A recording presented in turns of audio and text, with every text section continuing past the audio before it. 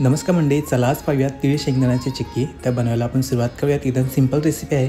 ते एका कढईमध्ये तीळ भाजून घेऊयात. तिळाला सुगंध सुटू लागला की आपण तीळ साईडला ठेवूयात, थंड होऊन देऊयात. त्यानंतर सेम कढईमध्ये आपण आता शेंगदाणे भाजून घेणार आहोत. शेंगदाणासुद्धा छानपैकी भाजून झाला की आपण थंड होऊन देऊयात.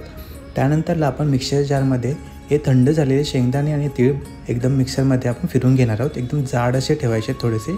तर मंडळी इथे मिश्रण करून घेतलं आहे सर्व. तर चला आपण आता चिक्की बनवूयात. एका कढईमध्ये आता तूप ॲड करून घेतलं आहे. त्यामध्ये आता गूळ ॲड करून घेऊयात आणि गूळ मेल्ट होऊन देऊयात. गूळ पूर्ण मेल्ट झाला की त्याच्यामध्ये थोडासा अजून तूप ॲड करूयात, जेणेकरून छानपैकी ग्लेज येईल. तर इथे आपण आता सर्व आपण जे मिक्सर लावून घेतलं आहे ते आपण यामध्ये ॲड करून घेऊयात. त्यासोबत वेलची पावडर आणि आता सर्व छानपैकी मिक्स करून घेऊयात. सर्व मिक्स करून झालं की आपलं चिक्कीचं मिश्रण तयार आहे. तर एका प्लेटला मी तूप लावून घेतलं आहे. त्यामध्ये आपण आता हे मिश्रण बनवलं आहे चिक्कीचं, ते आपण प्लेस करूयात आणि सर्वीकडे इव्हनली स्प्रेड करून घेऊयात. चमच्याला थोडंसं पाणी लावा, जेणेकरून छान प्रकारे ते स्प्रेड होतं, नाहीतर चमच्याला चिपकत बसेल.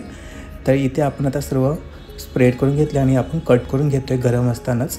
तर मस्तपैकी ओव्हरनाईट किंवा 7 ते 8 तास हे थंड होऊन देऊयात. त्यानंतरला आपली तीळ आणि शेंगदाण्याची चिक्की तयार आहे. कशी वाटली नक्कीच सांगा आणि मला फॉलो करायला विसरू नका.